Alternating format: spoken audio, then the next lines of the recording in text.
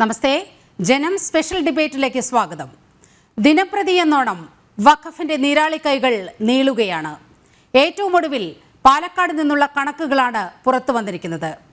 2219 സ്വത്തുക്കളിലെ അവകാശവാദമാണ് വഖഫ് board ഉന്നയിക്കുന്നത്. വഖഫ് ബോർഡിന്റെ വെബ്സൈറ്റിലെ വിവരങ്ങളാണ് ജനം TV പുറത്തുവിട്ടത്. ഈ വഖഫ് ലാൻഡ് ജിഹാദിൽ വഖഫ് ബോർഡ് കണ്ണുവെക്കുന്നത് ഏതെല്ലാം പ്രദേശങ്ങൾ? ഈ സ്പെഷ്യൽ ഡിബേറ്റ് ഈ വിഷയം ചർച്ച ചെയ്യുമ്പോൾ അതിഥികളായി നമ്മോടൊപ്പം ചേരുന്നത് BJP വക്താവ് പ്രിൻഡു മഹാദേവ്, ഇടത് നിരീക്ഷകൻ BN Haskar, ex Muslim activist doctor Arif Hussain എന്നിവരാണ്. ആദ്യം ശ്രീ പ്രിൻഡു മഹാദേവിലേക്ക് പോകുകയാണ്. ശ്രീ പ്രിൻഡു മഹാദേവ്, പാലക്കാട് നിയമസഭാ ഉപതെരഞ്ഞെടുപ്പുമായി ബന്ധപ്പെട്ട് ഏറ്റവും അധികം കൂടുതൽ ചർച്ച ചെയ്യപ്പെട്ട ഒരു വിഷയമാണ് വഖഫ്. ആ വഖഫിന്റെ നീരാളി കൈകൾ പാലക്കാടേക്കും എത്തുന്നു. അത്തരത്തിലുള്ള വിവരങ്ങൾ നമ്മുടെ മുന്നിൽ ഉണ്ടായിരുന്നു. അത് വലിയ രീതിയിൽ വലിയ പ്രചാരണം അവിടെ നടന്നു. ഇപ്പോൾ ഇന്ന് ജനം TV പുറത്തുവിട്ട കണക്കുകൾ അനുസരിച്ച് 2219 സ്വത്തുക്കളിലെ അവകാശവാദം വഖഫ് ബോർഡ് ഉന്നയിച്ചിരിക്കുകയാണ്. പാലക്കാടിനെ മൊത്തത്തിൽ വിഴുങ്ങുമോ, അഗ്രഹാരങ്ങളടക്കം വിഴുങ്ങുമോ എന്ന ആശങ്ക നിലനിൽക്കവെയാണ് ജനം ഈ സ്പെഷ്യൽ ഡിബേറ്റ് സംഘടിപ്പിച്ചിരിക്കുന്നത്. എന്താണ് നമുക്ക് ലഭ്യമായ വിവരങ്ങൾ? തീർച്ചയായും ഏറ്റവും സ്ഫോടനാത്മകമായിട്ടുള്ള സ്ഥിതിവിശേഷമാണ് വഖഫ് ഭൂമി തർക്കവുമായി ബന്ധപ്പെട്ട് പാലക്കാട്ടിലുള്ളത് എന്നുള്ളത് കൃത്യമായിട്ട് ജനം TV റിപ്പോർട്ട് ചെയ്തിട്ടുണ്ട്. കാരണം ഈ വിഷയം BJP ഉപതെരഞ്ഞെടുപ്പുമായി ബന്ധപ്പെട്ട് കൃത്യാന പ്രസംഗിച്ചതാണ്. രണ്ട് മുന്നണികളും ഇതിൽ നിന്ന് ഒളിച്ചോടുന്ന ഒരു സ്ഥിതിവിശേഷമാണ് പാലക്കാട് നിയമസഭാ തെരഞ്ഞെടുപ്പുമായിട്ട് കൃത്യമായി കാണാൻ സാധിച്ചത്. പ്രിൻഡു, കേൾക്കാമോ? വലിയ വഞ്ചനയായി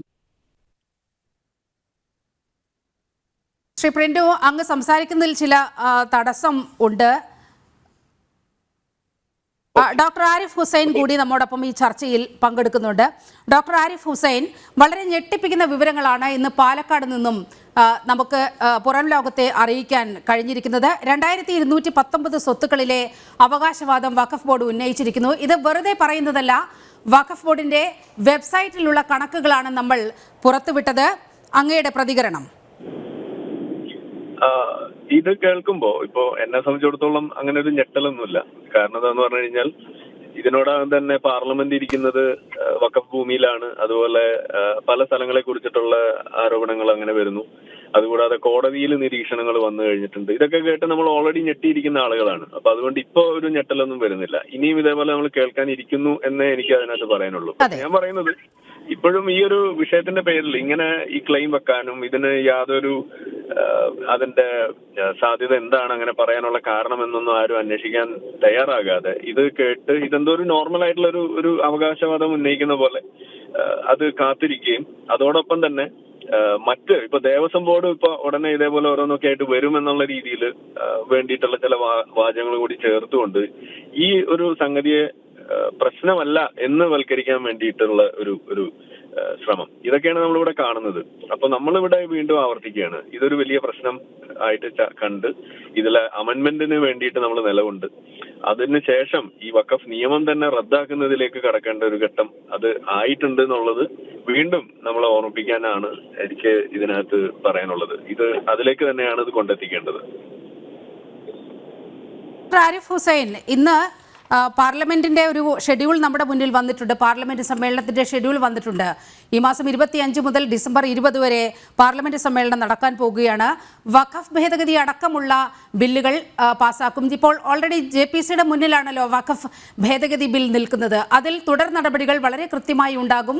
വഖഫ് ഭേദഗതി ബിൽ ഈ സഭാ സമ്മേളനത്തിൽ തന്നെ പാസ്സാക്കുമെന്ന് കേന്ദ്ര ആഭ്യന്തരമന്ത്രി പലവട്ടം പറഞ്ഞ സാഹചര്യം കൂടി ഉണ്ടായിട്ടുണ്ട്. അതോടെ ഈ ആശങ്കയ്ക്ക് നമുക്കൊരു പരിഹാരമുണ്ടാക്കാൻ സാധിക്കുമോ? അതോ ഇവിടെ കേരള നിയമസഭ ഏകപക്ഷീയമായ ഒരു പ്രമേയം പാസാക്കി ഇടത് വലത് മുന്നണികൾ ഈ മുനമ്പത്തെയൊക്കെ ജനങ്ങളെ പാടെ നിരാകരിക്കുന്നൊരു സമീപനം കൈക്കൊണ്ടു. ഒരു പ്രത്യാശ ഇനി പാർലമെന്റിലാണ്, അല്ലേ? ഇത് ഒരു അമെന്റ്മെന്റ് നടത്തുന്നതോടുകൂടി കംപ്ലീറ്റ് കാര്യങ്ങളും അങ്ങ് ശരിയാവും എന്നുള്ള ഒരു ധാരണയൊന്നും എനിക്കില്ല. കാരണം ഇതില് ചില പ്രധാനപ്പെട്ട ഇതിലേക്ക് ചർച്ച പോയിട്ടില്ല എന്നുള്ളതാണ് അതിന്റെ ഒരു പ്രധാന കാരണം. അതിൽ ഏറ്റവും പ്രധാനം once a waqf is always a waqf എന്ന് പറയുന്ന ഒരു സംഗതി, അത് ശരിയായ ഒരു രീതിയല്ല. ഇപ്പോ അങ്ങനെ ഒരു അവകാശവാദം ഉണ്ടായിരുന്നു. ഇപ്പോ നമ്മളെ ക്ഷേത്ര ഭൂമികൾക്ക് എന്നൊക്കെ ഉണ്ടായിരുന്നു എന്നുണ്ടെങ്കിൽ ഇവിടെ നമുക്ക് ഏത് ഭൂമിയാണ് അതേപോലെ മറ്റുള്ള ആവശ്യങ്ങൾക്ക് ഉപയോഗിക്കാൻ കഴിയുക. അപ്പൊ സ്ഥലം എന്ന് പറയുന്നത് അത് ഏതെങ്കിലും മതത്തിന് അവകാശപ്പെട്ടതാണ് അല്ലെങ്കിൽ ഏതെങ്കിലും ദൈവത്തിന് അവകാശപ്പെട്ടതാണെന്നൊക്കെ പറയുന്ന ആ ഒരു കാഴ്ചപ്പാടൊക്കെ മാറ്റേണ്ട സമയമായിട്ടുണ്ട്. ഒന്നത്. രണ്ട്, ഇതുപോലെ ഈ ഒരു ചർച്ച ഇങ്ങനെ ഇപ്പോ വന്നതിന്റെ ഭാഗമായിട്ട് ഇനി അഥവാ അമെന്റ്മെന്റ് നടത്തി വന്നാൽ തന്നെ ഇത് വലിയ തോതിലുള്ള ധ്രുവീകരണത്തിനാണ് വഴിവെച്ചിരിക്കുന്നത്. സമൂഹങ്ങൾ തമ്മിൽ ആ ഒരു രീതിയിലേക്ക് ചർച്ച പോയി കഴിഞ്ഞിരിക്കുന്നു. അപ്പൊ ഇത് അങ്ങനെ കൊണ്ടുപോകേണ്ട കാര്യമുണ്ടോ? ഇപ്പോ ഇതിനകത്ത് റിസോർട്ട് മാഫിയയുടെ പേര് പറഞ്ഞിട്ട് ഇതിനെ ലഘൂകരിക്കാൻ വേണ്ടിയിട്ട് മുസ്ലിങ്ങളെ പറഞ്ഞ് ഏർപ്പാടാക്കുന്ന കാഴ്ചയാണ് കാണുന്നത്. അതിന്റെ കൂടെ തന്നെ ഇത് മുസ്ലിം ലീഗ് അതുപോലെ നമ്മുടെ സമസ്ത ഇവരൊക്കെ വന്നുകൊണ്ട് പറയുന്ന വാദങ്ങൾ കേട്ടു നോക്കും. ഇത് വഖഫ് ആണ് എന്ന് അവര് നിന്ന് പറയുന്നു. ഗവൺമെന്റിന്റെ ഭാഗത്ത് നിന്ന് പറയുന്നു അത് വഖഫ് അല്ല എന്ന് പറയുന്നു. ഇത് ഏതാണ് ഈ ജനങ്ങൾക്ക് ഇതുകൊണ്ട് എന്താ കാര്യമുള്ളത്?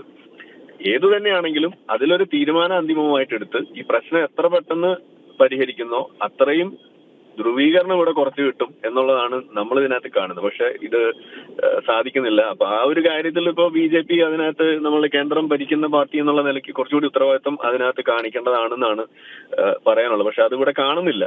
ഇപ്പോഴും ഇതിങ്ങനെ നീട്ടിക്കൊണ്ട് പോകുന്ന ഒരു കാഴ്ചയാണ്. എനിക്ക് തോന്നുന്നു ഇതിലെ ചർച്ചകൾ ഈ ബില്ല് അമെന്റ്മെന്റ് നടത്തിയാൽ പോലും അത് അവസാനിക്കില്ല ഉടനെയൊന്നും. കാരണം ഇത് കഴിഞ്ഞൊരു 2 വർഷമായിട്ട് പല വേദികളിൽ ഇത് ചെറുതും വലുതുമായിട്ടുള്ള ചർച്ചകൾ ഇതിനോടൊപ്പം നടന്നു കഴിഞ്ഞ് അത് ഇന്നിപ്പോ ഈ ഒരു വ്യാപകമായ രൂപത്തിലേക്ക് മാറുകയാണ് ഉണ്ടായിരിക്കുന്നത്. അത് ഇനിയും വ്യാപിക്കുകയാണ് ചെയ്യാൻ പോകുന്നത്. ഇപ്പൊ നിങ്ങൾ തന്നെ ഉപയോഗിക്കുന്ന വാക്ക് തന്നെ ശ്രദ്ധിച്ചു നോക്കൂ. ലാൻഡ് ജിഹാദ് എന്നല്ലേ നിങ്ങൾ വിളിക്കുന്നത്. അപ്പൊ ഈ ലാൻഡ് ജിഹാദ് എന്നുള്ള വാക്ക് ഏതാനും കുറച്ച് നാളുകൾക്ക് മുന്നേ ഇവിടെ ചില മാധ്യമപ്രവർത്തകര് ഹിന്ദി ഹൃദയഭൂമിയിൽ ഉപയോഗിച്ചു എന്നതിന്റെ പേരിൽ ഇവിടെ അവർക്ക് വിലക്കുകൾ വരെ നേരിട്ടിട്ടുണ്ട്. അപ്പോ അന്ന് അവർ ആ ഉപയോഗിച്ച വാക്ക് ഇന്നിപ്പോ നിങ്ങൾക്ക് ഉപയോഗിക്കാൻ കഴിയുന്ന തലത്തിലേക്ക് എത്തിയില്ലേ? അതിനുള്ള കാരണം ഇതായി മാറിയില്ലേ? അപ്പൊ എന്താണ് അതിന് വഴിവെച്ചത്?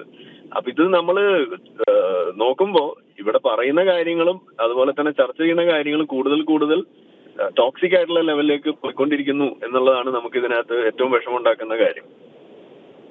ശ്രീ ആരിഫ് ഹുസൈൻ, നമ്മൾ കണക്കിലെടുക്കേണ്ട ചില കാര്യങ്ങളുണ്ട്.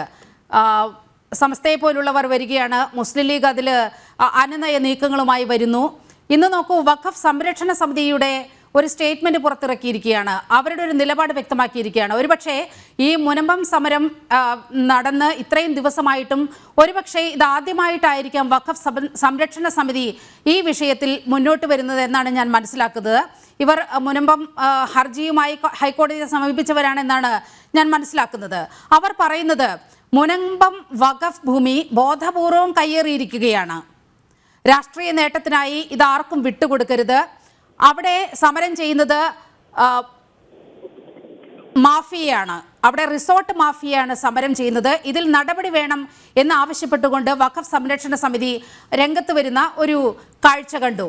ഒപ്പം ഒരൊറ്റ അമുസ്ലിം പോലും അവിടെ ഭൂമി കയ്യേറിയിട്ടില്ല എന്ന് പറയുമ്പോൾ ഇത് എങ്ങോട്ടേക്കാണ് പോകുന്നത്? അത് തന്നെയാണ് ഞാൻ ഇപ്പൊ തൊട്ട് മുന്നേ പറഞ്ഞു വെച്ചത്. ഇപ്പൊ ഈ വിഷയം ഇത് സത്യത്തിൽ നമ്മുടെ നാട്ടിലുള്ള സ്ഥല വ്യവഹാരവുമായി ബന്ധപ്പെട്ടിട്ടുള്ള ഒരു വിഷയമാണ്. നമ്മുടെ നാട്ടിൽ അത്തരത്തിലുള്ള ഭൂമി വ്യവഹാരങ്ങൾ നടക്കുമ്പോൾ അതിനകത്തൊരു ഇഷ്യൂ ഉണ്ടായാൽ അതിനിപ്പോ ക്ഷേത്രഭൂമി ആയാലും ശരി, ഇനി ഏതെങ്കിലും ക്രിസ്ത്യൻ പള്ളിയുടെ ഭൂമി ആയാലും ശരി, നമ്മൾ എന്താ ചെയ്യാറ്? അത് കോടതിയിൽ പോകുന്നു, അതിനു വേണ്ട പരിശോധനകൾ നടത്തി അത് ശരിക്കും അത് അങ്ങനെ തന്നെയാണോ എന്നൊക്കെ കണ്ട് അതിനകത്തൊരു തീരുമാനം കണ്ടെത്തി അത് ഒരു തീർപ്പാക്കുന്ന കാഴ്ച. മേ ബി അതിനൊരു 50 വർഷം സമയമെടുത്ത് തന്നെ കൂട്ടുക, ചിലപ്പോൾ അത്ര എടുത്താൽ പോലും അപ്പോഴും അവിടെ വരുന്നത് ഒരു സിവിൽ നിയമത്തിന് ഉള്ള ഒരു ആ സിവിൽ ആയിട്ടുള്ള ഒരു രീതിയിലാണ് അതിന്റെ അന്തിമ ഫലം വരുന്നത്. പക്ഷെ ഇവിടെ എന്താ സംഭവിക്കുന്നത്? ഇവിടെ നേരെ ഒരു സിവിൽ ഇഷ്യൂ ആണെങ്കിൽ പോലും അത് നേരെ മതത്തിലേക്ക് കണക്ട് ചെയ്യാനുള്ള ഒരു വഴിയായിട്ടാണ് ഇത് മാറ്റി വെച്ചിരിക്കുന്നത്. അങ്ങനെ വരുമ്പോ ഇവിടെ ഇപ്പൊ ഇത്തരത്തിലുള്ള കാര്യങ്ങൾ വരുന്നു. മുസ്ലിം അമുസ്ലിം എന്നുള്ള വാക്ക് പോലും ഉപയോഗിക്കുന്ന അവസ്ഥയിലേക്ക് ഇത് കൊണ്ടെത്തിക്കുന്നു. ഇത് ദൈവം എന്നുള്ള രീതിയിലേക്കുള്ള കാഴ്ചപ്പാടുകൾ ഇതിനകത്തേക്ക് ഉപയോഗിക്കാനുള്ള വഴി ഉണ്ടാക്കി വെക്കുന്നു. ഇതെല്ലാം സംഭവിക്കുക എന്താണ്? നമ്മൾ വിചാരിക്കുന്ന പോലെ ഇത് ഏതെങ്കിലും ഒരു മതത്തിന്റെ വിഷയമായിട്ട്. ശ്രീ ആരിഫ് ഹുസൈൻ, ഞാൻ അങ്ങയിലേക്ക് മടങ്ങിയെത്താം. അങ്ങ് ഈ ചർച്ചയിൽ തുടരുമെന്നാണ് എൻ്റെ പ്രതീക്ഷ. ഇപ്പോൾ BJP വക്താവ് പ്രിന്റു മഹാദേവൻ കൂടി നമ്മോടൊപ്പം ഒരിക്കൽ കൂടി ചേരുന്നു. പ്രിന്റു, സാങ്കേതിക തടസ്സങ്ങൾ മാറി അങ്ങ് ലൈവായി എന്നാണ് ഞാൻ വിശ്വസിക്കുന്നത്. ഇന്ന് ജനം TV പുറത്തുവിട്ടത് പാലക്കാടിൻ്റെ ഈ ഭൂജിഹാദിൻ്റെ കണക്കുകളാണ്. 2219 പ്ലോട്ടുകളിൽ, സ്ഥലങ്ങളിൽ വഖഫ് പിടിമുറുക്കിയിരിക്കുന്നു. അത് അവരുടെ സ്വത്താണെന്ന് പറയുന്നു. ഇത് പക്ഷേ വെറുമൊരു പ്രസ്താവനയല്ല. വഖഫ് ബോർഡിൻ്റെ വളരെ കൃത്യമായ അവരുടെ വെബ്സൈറ്റിൽ പ്രസിദ്ധീകരിച്ച കണക്കുകളാണ് ഇന്ന് ജനം TV പുറത്തുവിട്ടത്. ഈ പാലക്കാട് തെരഞ്ഞെടുപ്പിലെല്ലാം വളരെ സജീവമായ ഒരു വിഷയമാണ് ഇത്. അഗ്രഹാരങ്ങൾ ഉൾപ്പെടെ, കൽപ്പാത്തി ഉൾപ്പെടെ ഇത്തരത്തിൽ വഖഫ് ബോർഡ് കണ്ണുവെക്കുന്നു എന്ന രീതിയിലുള്ള രാഷ്ട്രീയ പ്രസ്താവനകൾ മാത്രമാണ് നമ്മുടെ മുന്നിൽ ഉണ്ടായിരുന്നത്. പക്ഷേ ഇത് നോക്കൂ, വളരെ ആധികാരികമായ കണക്കുകൾ നമ്മുടെ മുന്നിൽ വന്നിരിക്കുകയാണ്. എന്താണ് പ്രതികരണം? ഞാൻ പറയുന്നത് കേൾക്കുന്നുണ്ടോ മാഡം? കേൾക്കുന്നുണ്ടോ? കേൾക്കാം. ഒന്നാമത്തെ കാര്യം, ഈ ഇതിനകത്ത് ഈ പാലക്കാട് ഉപതെരഞ്ഞെടുപ്പുമായി ബന്ധപ്പെട്ട് ഈ വിഷയം ഉന്നയിച്ച സമയത്ത് കൃത്യമായിട്ടുള്ള രണ്ട് മുന്നണികളും അതിൽ ഒഴിഞ്ഞു മാറുന്ന ഒരു സാഹചര്യമാണ് ഉണ്ടായിരുന്നത്.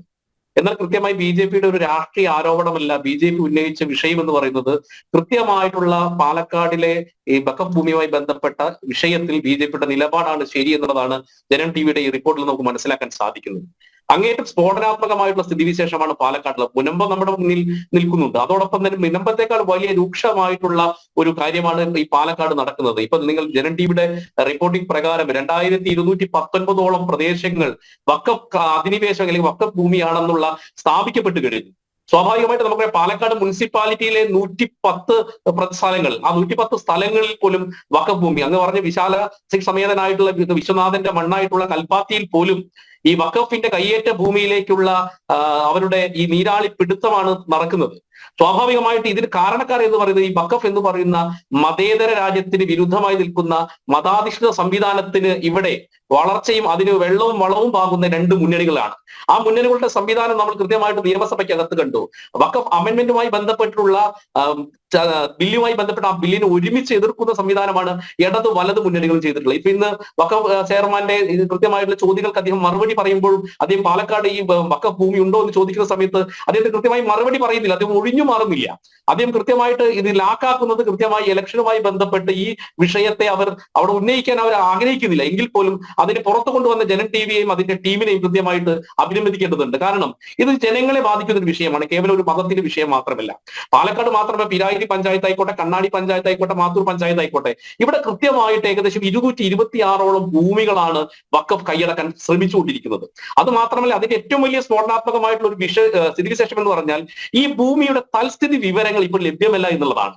അപ്പോൾ ഇത് തൽസ്ഥിതി വിവരങ്ങൾ ലഭ്യമായിരുന്നു. നമുക്കറിയാം വഖഫ് അസറ്റ് മാനേജ്മെന്റ് സിസ്റ്റം ഉണ്ട്, വാഫിക്കകത്ത് കൃത്യമായിട്ട് ഈ വഖഫുമായി ബന്ധപ്പെട്ട സ്വത്ത് ഡീറ്റെയിൽസ് കൃത്യമായിട്ട് നമുക്ക് അവൈലബിൾ ആയിരുന്നു.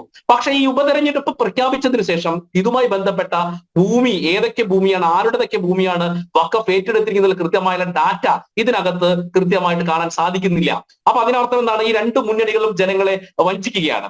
ഈ ഭൂമി നമ്മൾ പരിശോധിക്കുന്ന സമയത്ത് സ്വാഭാവികമായി മതസ്ഥാപനമാണല്ലോ, അല്ലെങ്കിൽ മതാധികാര സ്ഥാപനം എന്ന രീതിയിൽ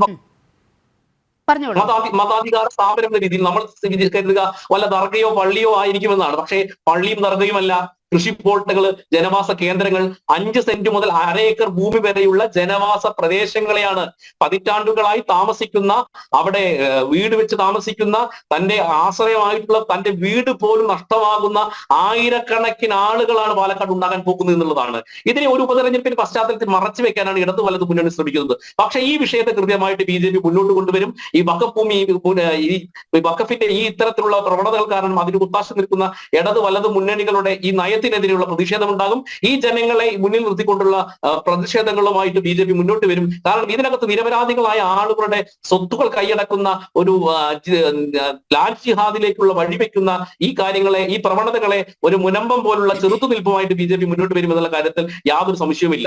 ഇതിൽ ആകെ പ്രതിവിധി എന്ന് പറയുന്നത് ശാസ്ത്രീയമായിട്ട് വരുന്ന അമെന്റ്മെന്റ് ആണ്. ആ അമെന്റ്മെന്റിനെ എതിർക്കാതെ അമെന്റ്മെന്റിനൊപ്പം നിന്ന് ജനങ്ങൾക്കൊപ്പം നിൽക്കേണ്ടതാണ് ഇടത് വലത് മുന്നണികൾ ചെയ്യേണ്ടത്. പക്ഷേ അതിനവർ തയ്യാറാകുന്നില്ല. സംഘടിത ന്യൂനപക്ഷത്തിന്റെ വോട്ട് ബാങ്ക് രാഷ്ട്രീയം കണ്ടുകൊണ്ട് അതിന് തയ്യാറാകാത്ത ഇടത് രണ്ട് മുന്നണികൾക്കും ഈ പാലക്കാട് തെരഞ്ഞെടുപ്പിന് തൊട്ടു മുമ്പ് ഇത്തരത്തിലുള്ള സത്യസന്ധമായ ഒരു വിഷയം ജനം TV കൊണ്ടുവന്നത് ജനങ്ങൾക്കിടയിൽ വലിയ സ്വാധീനം ഉണ്ടാക്കും. അത് BJPക്ക് അനുകൂലമാകുമെന്നുള്ളത് തന്നെയാണ് ഞങ്ങളുടെ വിശ്വാസം.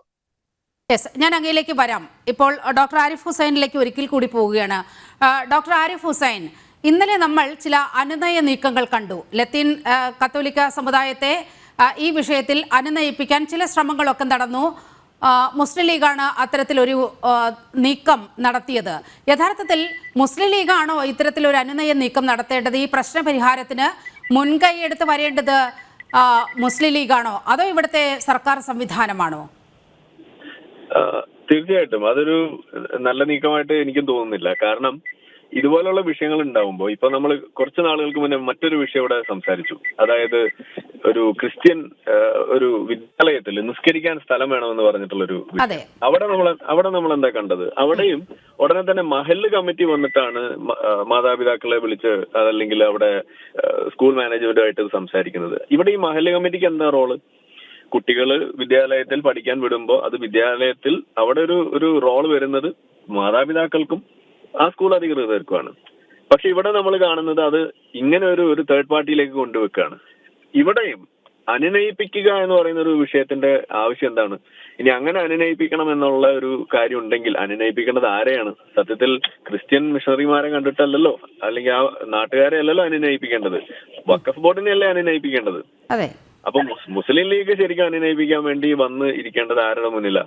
വഖഫ് ബോർഡിനാണ്. നിങ്ങൾ എന്താണ് ഈ കാണിക്കുന്നത്? ഇതാണോ നിങ്ങൾ ചെയ്യേണ്ടത്? ഇത് നമ്മുടെ രാജ്യത്ത് ഇത് ശരിയായ രീതിയാണോ നിങ്ങൾ ഈ എടുക്കുന്നത് എന്ന് ചോദിച്ചുകൊണ്ട് അവരെ അനുനയിപ്പിക്കേണ്ട ബാധ്യതയല്ലേ ശരിക്കും ഇവിടെ ഉള്ളത്? അങ്ങനെയല്ലേ നമ്മൾ കാണുക. ഈ അനുനയം എന്ന് പറയുന്ന ഒരു രീതിയായിട്ട് എടുക്കുകയാണെങ്കിൽ അപ്പൊ അത് ഇവർ ചെയ്തത് വീണ്ടും അത് ബാക്ക് ഫയർ ചെയ്യുന്ന ഒരു രീതിയാണെന്ന് എനിക്ക് പറഞ്ഞു. കാരണം ഇത് വീണ്ടും ഇതിനകത്ത് മതങ്ങൾക്കാണ് റോള്, ഇവിടെ ഈ മത നിയമങ്ങൾക്കാണ് റോള്, അത് അടിസ്ഥാനപ്പെടുത്തിയിട്ടുള്ള നിയമങ്ങൾക്കാണ് റോള്. അതല്ലാതെ മതേതരമായ കാര്യങ്ങൾക്കോ അതല്ലെങ്കിൽ അങ്ങനെയുള്ള സിവിൽ റൈറ്റ്സിനെ ഉയർത്തിപ്പിടിച്ചുകൊണ്ടുള്ള രീതിയിൽ ഇതിനൊരു പ്രശ്നപരിഹാരമല്ല ഇവിടെ വില പോവുക എന്നത് ഊട്ടി ഉറപ്പിക്കുന്നതിനും അവരുടെ അത്തരം റോളുകൾ സമൂഹത്തിൽ ഒരു തരത്തിൽ പറഞ്ഞു കഴിഞ്ഞാൽ ഒരു റോളും ഇല്ലാതെയാക്കേണ്ട ആളുകളെ വീണ്ടും വീണ്ടും അവർക്കാണ് ഇവിടെ പങ്കുള്ളത് എന്ന് സ്ഥാപിച്ചു കൊടുക്കുകയും കൂടിയല്ല ഇവിടെ ചെയ്യുന്നത്. എന്തിനാണ് ഇതിന് നിൽക്കുന്നതെന്ന് നമ്മൾ ചോദിക്കുന്നത്. ഇതില് പൂർണ്ണ ഉത്തരവാദിത്തം ഇവിടുത്തെ ഭരണപക്ഷത്തിനാണ്.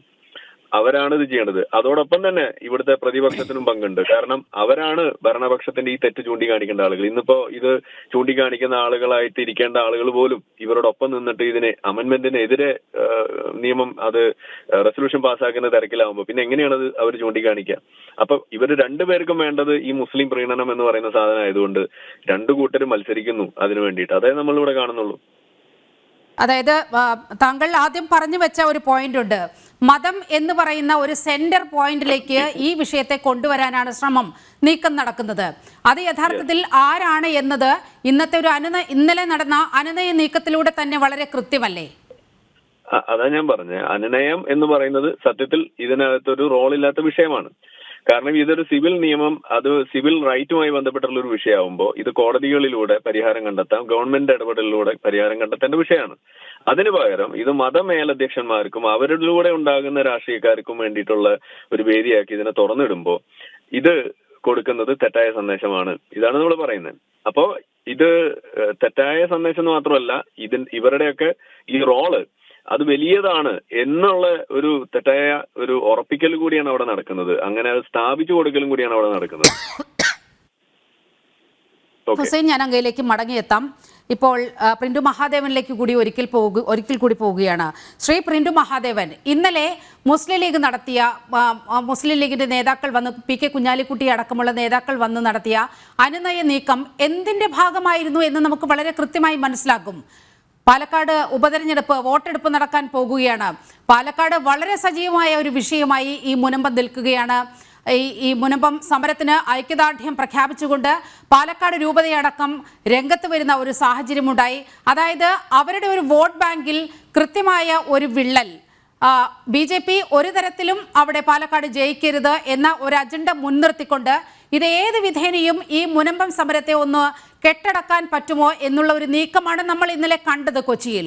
പക്ഷേ നോക്കൂ, ഇന്ന് മുനമ്പം സമരസമിതി ആ അനുനയ നീക്കങ്ങളെ പൂർണ്ണമായും തള്ളിക്കളയുകയും സമരം കൂടുതൽ കരുത്താർജിച്ച് മുന്നോട്ട് പോകുമെന്ന് സമരസമിതിയുടെ ഭാരവാഹികൾ തന്നെ വ്യക്തമാക്കുകയും ചെയ്യുന്ന ഒരു സാഹചര്യം ഉണ്ട്. ശ്രീ ഹസ്കർ കൂടി നമ്മോടൊപ്പം ചേരുന്നുണ്ട്. ഒരു 2 മിനിറ്റ് പ്രിന്റുവിലേക്ക് പോയതിനു ശേഷം ശ്രീ ഹസ്കറിലേക്ക് ഞാൻ എത്താം. ശ്രീ പ്രിന്റു, ഞാൻ പറയുന്നത് കേൾക്കുന്നുണ്ടോ? യെസ്, കേൾക്കാം. ഇതിനകത്ത് കൃത്യമായിട്ട് BJP ഉന്നയിക്കപ്പെടുന്നത് കേവലം രാഷ്ട്രീയ വിഷയമായിട്ടല്ല, ഈ രണ്ട് മുന്നണികളും ഇവിടെ ഒരു പ്രത്യേക വിഭാഗത്തെ പ്രീണിപ്പിക്കുന്നതിന്റെ ശ്രമഫലമായിട്ട് നടത്തിവരുന്ന വലിയൊരു മതേതര സംവിധാനത്തെ തകർക്കാനുള്ള ആസൂത്രിത ശ്രമത്തിന്റെ ഭാഗമായിട്ടാണ് ഞങ്ങൾ ഇതിനെ കാണുന്നത്. കൃത്യമായി ഒരു മതേതര രാജ്യത്ത് ഒരു മതരാഷ്ട്രവാദത്തിന് അടിത്തറവാകുന്ന രീതിയിലുള്ള ഒരു ഭൂമി കയ്യേറ്റം ഇവിടെ നടന്നുകൊണ്ടിരിക്കുന്നു. ആ ഭൂമി കയ്യേറ്റത്തിന് എല്ലാവിധത്തിലും ഒത്താശ പാകി കൊടുക്കുകയാണ് മുന്നണികൾ. ഇപ്പൊ ഉപതെരഞ്ഞെടുപ്പിന്റെ പശ്ചാത്തലത്തിൽ നമുക്കറിയാം, ക്രൈസ്തവ സഭകൾ കൃത്യമായിട്ട് ഇത് മനസ്സിലാക്കിയിട്ടുണ്ട്. ഈ രണ്ട് മുന്നണി സംവിധാനങ്ങളും തങ്ങൾക്ക് രക്ഷയ്ക്ക് അനുകൂലമായി നിൽക്കില്ല. തങ്ങളുടെ ഭൂമിയും സ്വത്തും ഏറ്റെടുക്കാൻ വേണ്ടി ഒരു കൂട്ടർ വരുന്ന സമയത്ത് ആ ഭൂമി ഏറ്റെടുക്കാൻ വരുന്ന അധിനിവേശ ശക്തികൾക്കൊപ്പമാണ്, മതരാഷ്ട്രവാദികൾക്കൊപ്പമാണ് ഇവിടുത്തെ രണ്ട് മുന്നണികളും എന്നുള്ളത് ക്രൈസ്തവ സഭാ നേതൃത്വം കൃത്യമായി മനസ്സിലാക്കിയിട്ടുണ്ട്. ആ നേതൃത്വം മനസ്സിലാക്കിയ സമയത്താണ് മുനമ്പം സമരവുമായി ബന്ധപ്പെട്ട് അവർ ഒരുമിച്ച് കൈകോർത്ത് BJP അടക്കമുള്ള സംഘടനാ സംവിധാനങ്ങളുമായി ഒരുമിച്ച് നിന്നുകൊണ്ട് അവർ പോരാടുന്നത്. ഇത് ഒരു ഈ ഒരു അവനവൻ ജനിച്ചു വീണ മണ്ണിൽ നിന്ന് പറിച്ചെറിയാതിരിക്കാനുള്ള അവന്റെ അവസാനത്തെ പോരാട്ടമാണ്, അതിജീവനത്തിന്റെ പോരാട്ടമാണ്. ആ പോരാട്ടത്തെ ഏതെങ്കിലും വിധത്തിൽ ഏതെങ്കിലും രാഷ്ട്രീയ നക്കാപ്പിച്ച കാണിച്ചുകൊണ്ട് തകർക്കാൻ ശ്രമിക്കാൻ വേണ്ടിയിട്ടാണ് മുസ്ലിം ലീഗ് ശ്രമിക്കുന്നത്. അതിൽ ഈ മുസ്ലിം ലീഗിന്റെ കെണിയിൽ ഇവിടുത്തെ ക്രൈസ്തവ നേതൃത്വമോ ക്രൈസ്തവ സഭയോ കൃത്യമായിട്ട് വീഴില്ല എന്നുള്ള കാര്യത്തിൽ ഉറപ്പുണ്ട്. കാരണം അത് അവന്റെ മണ്ണ് സംരക്ഷിക്കാനുള്ള അതിജീവനത്തിന്റെ പോരാട്ടമാണ്. ആ പോരാട്ടത്തിന് വേണ്ടിയിട്ടാണ് ക്രൈസ്തവ സഭകൾ ശ്രമിച്ചുകൊണ്ടിരിക്കുന്നത്. അത് മുനമ്പത്തായിക്കോട്ടെ പാലക്കാട്ടായിക്കോട്ടെ അത് പ്രതിഫലിക്കുന്നുണ്ട്. ആ പ്രതിഫലിക്കുന്നതിനെ പേടിച്ചുകൊണ്ടാണ് ഇത്തരത്തിലുള്ള കാര്യങ്ങളുമായി മുസ്ലിം ലീഗ് പോകുന്നത്. മുസ്ലിം ലീഗ് ഒരു രാഷ്ട്രീയ പ്രസ്ഥാനം എന്നത് രണ്ട് വ്യക്തികൾ തമ്മിലുള്ള വിഷയമോ രണ്ട് പാർട്ടികൾ തമ്മിലുള്ള വിഷയമൊന്നുമല്ല. ഇത് ഈ രാജ്യത്തിന്റെ നിയമ സംവിധാനത്തിന് അപ്പുറത്ത് നിന്നുകൊണ്ട് ഒരു സംവിധാനം പ്രവർത്തിക്കുന്നു. അത് പ്രവർത്തിക്കുന്നതിന്റെ ഭാഗമായിട്ട് പതിറ്റാണ്ടുകളായി താമസിക്കുന്ന ആയിരക്കണക്കിന് മനുഷ്യ ജീവനുകളുടെ ഭൂമിയും സ്വത്തും മണ്ണും നഷ്ടമാകുന്ന സാഹചര്യം, ആ സാഹചര്യത്തെ ചോദ്യം ചെയ്യാൻ പോലും പറ്റാത്ത രീതിയിലേക്കുള്ള സംവിധാനം എന്ന രീതിയിൽ അവർ മാറുന്നു. അവിടെയാണ് ഇവർ പ്രതിരോധം സൃഷ്ടിക്കുന്നത്. അപ്പൊ അതുകൊണ്ട് ഈ പ്രതിരോധം പാലക്കാട് ഉപതെരഞ്ഞെടുപ്പിൽ പ്രതിഫലിപ്പിക്കുന്ന കാര്യം ഞങ്ങൾക്കൊരു സംശയവും വേണ്ട. അപ്പൊ അതുകൊണ്ട് തന്നെ ഞങ്ങളിത് കേവലം ഒരു രാഷ്ട്രീയമായിട്ടും അല്ല കാണുന്നത്, ഇത് മനുഷ്യ ജീവിതങ്ങളുടെ നിലനിൽപ്പിന്റെ അതിജീവനത്തിന്റെ പോരാട്ടമായിട്ടാണ് BJP കാണുന്നത്. ഞാൻ അങ്ങയിലേക്ക് എത്താം. ശ്രീ BN ഹസ്കർ, ഇടത് നിരീക്ഷകൻ കൂടി നമ്മോടൊപ്പം ചേരുകയാണ്. ഇപ്പോൾ പ്രിന്റു മഹാദേവൻ പറഞ്ഞു വെച്ചത്, താങ്കൾ ഈ ഡിബേറ്റിന് ആധാരമായ വസ്തുതകൾ മനസ്സിലാക്കിയിട്ടുണ്ട് എന്നാണ് മനസ്സിലാക്കുന്നത്. പാലക്കാട്ട് വഖഫിന്റെ കൂടുതൽ അവകാശവാദം വരികയാണ്. 2219 സ്വത്തുക്കളിലെ അവകാശവാദം വഖഫ് ബോർഡ് ഉന്നയിച്ചിരിക്കുകയാണ്. അത് വെറുതെ ഒരു സ്റ്റേറ്റ്മെന്റ് അല്ല, അത് വഖഫ് ബോർഡിന്റെ വെബ്സൈറ്റിൽ തന്നെ നിന്നും ലഭ്യമായ കണക്കുകളാണ്. അതിനെ അധികരിച്ചുകൊണ്ടാണ് ഈ ചർച്ച സംഘടിപ്പിച്ചിരിക്കുന്നത്. അതായത് പ്രിന്റു മഹാദേവൻ പറഞ്ഞു വെക്കുന്നത്, ഇത് രാഷ്ട്രീയമായ ഒരു വാദമല്ല, അത്തരത്തിലൊരു ക്യാമ്പയിൻ അല്ല, ഇത് ഇരകളാക്കപ്പെടുന്ന ആളുകളുടെ ദൈന്യത അത് പരിഹരിക്കാനുള്ള ഒരു ശ്രമമാണ് BJP നടത്തുന്നത് എന്നാണ്. ഈ പുതിയ വെളിപ്പെടുത്തലുകളോട്, പുതിയ കണക്കുകളോട് താങ്കൾ എങ്ങനെയാണ് പ്രതികരിക്കുന്നത്? അങ്ങതില് ഏറ്റവും പരമപ്രധാനമായി ഈ ചർച്ച അടക്കം ഒരു രാഷ്ട്രീയ ഗിമിക്കിന്റെ ഉപഭോഗ വസ്തുവായി മാത്രം കാണാനേ കഴിയുള്ളൂ. കാരണം വഖഫ് സ്വത്തുക്കളെ സംബന്ധിച്ചിടത്തോളം ഒരു വസ്തു വഖഫ് ചെയ്യപ്പെട്ടു കഴിഞ്ഞാൽ ആ വസ്തുവിന്മേലുള്ള പൂർണ്ണ അധികാരം എന്ന് പറയുന്നത് വഖഫ് ബോർഡിനാണ്. അങ്ങനെ അന്യാധീനപ്പെട്ടിട്ടുള്ള വഖഫ് സ്വത്തുക്കൾ തിരിച്ചു പിടിക്കാനുള്ള അധികാരം 2015 വഖഫ് ഭേദഗതി നിയമത്തിലൂടെ രാജ്യത്ത് വന്നതിനു ശേഷം രാജ്യത്താകമാനം തിരിച്ചു പിടിക്കപ്പെട്ട സ്വത്തുക്കളുടെ കണക്കുകൾ മാത്രം പരിശോധിച്ചാൽ എത്രത്തോളം സ്വത്തുക്കൾ വഖഫ് ആയിരുന്നത് നഷ്ടപ്പെട്ടിട്ടുണ്ട് എന്നും ആ നഷ്ടപ്പെട്ടിട്ടുള്ള സ്വത്തുക്കൾ എങ്ങനെയൊക്കെ തിരിച്ചു പിടിക്കുന്നതിന് അതിന്റെ കണക്കുകൾ രാജ്യത്തെ വിവിധ വഖഫ് ബോർഡുകളുടെ കണക്കുകൾ പരിശോധിച്ചാൽ മനസ്സിലാക്കാൻ കഴിയും. കേരളത്തിലേത് ഒരു വളരെ വ്യത്യസ്തമായിട്ടുള്ള ഒരു സംഭവ വികാസമാണ്. നമുക്കറിയാം, കേരളത്തിലെ നമുക്ക് ഭൂപ്രകൃതി എന്ന് പറയുന്നത് വളരെ ജനസംഖ്യാനുപാതത്തിൽ കുറവ് ഉള്ള ഒരു സംസ്ഥാനം എന്ന നിലയിൽ സ്വാഭാവികമായും നമ്മുടെ ഭൂവിഭവ ശേഷിയെ സംബന്ധിച്ചിടത്തോളം ഇതൊരു വലിയ തരത്തിൽ ബാധിക്കുന്ന ഒരു പ്രശ്നമായി നമ്മുടെ മുന്നിലുണ്ട്. അവിടെയാണ് ജനങ്ങളെ തെറ്റിദ്ധരിപ്പിക്കുന്നതിനു വേണ്ടി, രാഷ്ട്രീയ ലാഭം കൊയ്യുന്നതിനു വേണ്ടി ഈ വഖഫ് ബോർഡ് ഏതോ തരത്തിൽ അന്യാധീനമായി വഖഫ് സ്വത്തുക്കൾ എന്ന് അവകാശപ്പെട്ടുകൊണ്ട് ജനങ്ങളുടെ കൈവശം ഇരിക്കുന്ന ഭൂമി തിരിച്ചു പിടിക്കുന്നു എന്നുള്ള വലിയ വിപുലമായിട്ടുള്ള ഒരു ശ്രമം നടത്തിക്കൊണ്ടേയിരിക്കുന്നു, ഒരു ചർച്ച നടത്തിക്കൊണ്ടേയിരിക്കുന്നത്. ഏറ്റവും ഉദാഹരണമായി പറഞ്ഞു കഴിഞ്ഞാൽ മുനമ്പത്തെ ഭൂമി പ്രശ്നം എന്ന് പറയുന്നത് സത്താബ് സേട്ട് നൽകിയിട്ടുള്ള വഖഫ് ചെയ്യപ്പെട്ടിട്ടുള്ള ഭൂമി അല്ല എന്നുള്ളതിനെ സംബന്ധിച്ച് അതിന്റെ രേഖകൾ പരിശോധിച്ചുകൊണ്ട് കൃത്യമായി ബോധ്യപ്പെടാവുന്നതാണ്. പക്ഷേ അവിടെ ഒരു പ്രശ്നം ഉദിക്കുന്നത്, ഇത് രാഷ്ട്രീയപരമായിട്ടുള്ള പരിഹാരത്തിനപ്പുറം നിയമപരമായിട്ടുള്ള പരിഹാരമാണ് അക്കാര്യത്തിൽ വേണ്ടത്. ആ നിയമപരമായ പരിഹാരം ചെയ്യുന്നതിന് സംസ്ഥാന സർക്കാരിന് ബാധ്യതയുണ്ട്, ഉത്തരവാദിത്വമുണ്ട്. ആ ഉത്തരവാദിത്വം വരുന്ന ഉപതെരഞ്ഞെടുപ്പ് കഴിയുമ്പോൾ ചെയ്യും എന്ന് അതിന്റെ സ്റ്റേക്ക് ഹോൾഡേഴ്സിനോട് ഉറപ്പ് കൊടുത്തിട്ടുള്ളതും ആ ഉറപ്പുകളുടെ അടിസ്ഥാനത്തിൽ സംസ്ഥാന സർക്കാർ ചെയ്യാൻ കഴിയുന്നത് ചെയ്യുന്നതിന് വേണ്ടിയിട്ടുള്ള ശ്രമം നടത്തിക്കൊണ്ടിരിക്കുമ്പോഴാണ് പാലക്കാട് ഇങ്ങനെ പുതിയ ഭൂമി വിവാദവുമായി ബന്ധപ്പെട്ട് നിങ്ങൾ പറയുന്ന ഭൂ ജിഹാദ് എന്ന പുതിയ ഓമന പേരിട്ടുകൊണ്ട് സംസ്ഥാന സർക്കാരിനോ അല്ലെങ്കിൽ ഒരു വിഭാഗം ഒരു മതവിഭാഗത്തിലെ ആളുകൾക്ക് വേണ്ടി ഏതോ തരത്തിലുള്ള പ്രീണനം നടത്തുന്നു സംസ്ഥാന സർക്കാർ എന്ന അർത്ഥത്തിൽ ഒരു പ്രചരണായുധമായി ഉയർത്തി കാണിക്കുന്നത് ഒരു തരത്തിലും ആശങ്ക കേരളത്തിലെ ജനങ്ങൾക്ക് വേണ്ട, അല്ലെങ്കിൽ പാലക്കാട് ഇപ്പോൾ ഉയർത്തപ്പെട്ടിട്ടുള്ള വിഷയത്തിൽ വേണ്ട എന്നുള്ളത് തന്നെയാണ് പ്രാഥമികമായി എനിക്ക് ഇക്കാര്യത്തിൽ പറയാനുള്ളത്. സംസ്ഥാന സർക്കാർ ഒരാളുടെയും കൈവശമിരിക്കുന്ന ഭൂമി തിരിച്ചു പിടിക്കുന്ന പ്രശ്നമേ ഉദിക്കുന്നില്ല. പക്ഷേ അതിൽ ഏതെങ്കിലും തരത്തിൽ അന്യാധീനമായി ആരെങ്കിലും ഭൂമി കൈവശം വെച്ചിട്ടുണ്ടെങ്കിൽ ആ ഭൂമി കൈയേറ്റക്കാരെ ഒഴിപ്പിക്കുന്നതിന് ആവശ്യമായിട്ടുള്ള നിയമ നടപടികൾ വഖഫ് ബോർഡിനൊപ്പം നിൽക്കും എന്നു തന്നെയാണ് സംസ്ഥാന സർക്കാരിന്റെ ദൃഢമായിട്ടുള്ള തീരുമാനം. അതിലൊരു സംശയവും ഇക്കാര്യത്തിൽ വേണ്ട. എന്തുകൊണ്ടെന്നാൽ ഇപ്പൊ ഉദാഹരണത്തിന് ദേവസ്വം ബോർഡിന്റെ ഭൂമികൾ ഏതെങ്കിലും തരത്തിൽ ആരെങ്കിലും എതിർ കൈവശം വെച്ചാൽ നിയമപരമായി പോലും ആ എതിർ കൈവശം വെച്ച ആളിന് ആ ഭൂമി സ്വന്തമാക്കുന്നതിനാവില്ല. പക്ഷെ ഒരു വ്യക്തിയുടെയോ സംസ്ഥാന സർക്കാരിന്റെ റവന്യൂ ഭൂമിയാണെങ്കിൽ പോലും ഒരു വ്യക്തിയുടെ ഭൂമി 13 കൊല്ലക്കാലം മറ്റൊരാൾ എതിർ കൈവശം വെച്ചു കഴിഞ്ഞാൽ കോടതി മുഖാന്തരം അയാൾക്ക് ആ ഭൂമി തന്റേതെന്ന രീതിയിൽ സ്വന്തമാക്കുന്ന നിയമപരമായ നിയമം നിലനിൽക്കുന്ന ഒരു രാജ്യമാണ് നമ്മുടേത്. ഒരു സംസ്ഥാന സർക്കാരിന്റെ ഭൂമിയാണെങ്കിൽ 30 കൊല്ലം ഒരു വ്യക്തി കൈവശം വെച്ചു കഴിഞ്ഞാൽ എതിർ കൈവശം അവകാശപ്പെട്ടുകൊണ്ട് കോടതിയെ സമീപിച്ചാൽ അയാൾക്ക് ആ ഭൂമി സ്വന്തമാകും. പക്ഷെ ദേവസ്വം ബോർഡിന്റെ ഭൂമിയോ അതല്ലെങ്കിൽ വഖഫ് സ്വത്തുക്കളോ ആരെങ്കിലും എതിർ കൈവശം വെച്ചാൽ ആ എതിർ കൈവശം വെക്കുന്ന ആളുകൾക്ക് നിശ്ചയമായും ആ ഭൂമി എതിർ കൈവശം അവകാശപ്പെട്ടുകൊണ്ട് കോടതിയെ സമീപിച്ചൊരു ഉത്തരവ് നേടാനാവില്ല എന്ന നിയമപരമായിട്ടുള്ള പ്രൊട്ടക്ഷൻ ഇത്തരം ഭൂമികൾക്കുണ്ട് എന്നുള്ളതാണ് പ്രശ്നം. അല്ലാതെ നിങ്ങൾ ഉയർത്തുന്ന രാഷ്ട്രീയ പ്രശ്നം ഇക്കാര്യത്തിൽ ഇല്ല. ഇതൊരു നിയമപരമായി പരിഹരിക്കേണ്ട വിഷയം മാത്രമാണ്. നിയമപരമായി തന്നെ ഇക്കാര്യത്തിൽ പരിഹരിക്കപ്പെടും. അല്ലാതെ ഇതിൽ യാതൊരു തരത്തിലുള്ള മനുഷ്യാവകാശ ലംഘനമില്ല. ജീവിച്ചിരിക്കുന്ന ആളുകളുടെ ഭൂമി ആരെങ്കിലും തട്ടിയെടുക്കുമെന്നോ ഈ ഭൂമിയുടെ മുനമ്പത്തുകാർക്ക് ഇതൊന്നും ബോധ്യമാകുന്നില്ല. അവരുടെ ജീവന്റെയും ജീവിതത്തിന്റെയും പ്രശ്നമാണ്. ഞാൻ അങ്ങയിലേക്ക് വരാം. അങ്ങ് പറഞ്ഞ ചില കാര്യങ്ങൾ ചോദിച്ചറിയേണ്ടതുണ്ട്. ബി എൻ ഹസ്കറിലേക്ക് തന്നെയാണ് പോകുന്നത്. ശ്രീ ഹസ്കർ, ഇതിൽ വളരെ കൃത്യമായ ഒരു സർക്കാർ ഇടപെടൽ ഉണ്ടാകുമെന്നാണ് താങ്കൾ പറഞ്ഞു വെക്കുന്നത്. എങ്കിൽ മുൻ നിശ്ചയപ്രകാരം ഈ 20-ാം തീയതി നമുക്ക് ആ ചർച്ച നടത്താമായിരുന്നില്ലേ? എന്തുകൊണ്ടാണ് പാലക്കാട് ഉപതെരഞ്ഞെടുപ്പ് കഴിയുന്നത് വരെ ഈ ചർച്ച നീട്ടിക്കൊണ്ടുപോകാൻ ശ്രമിച്ചത്?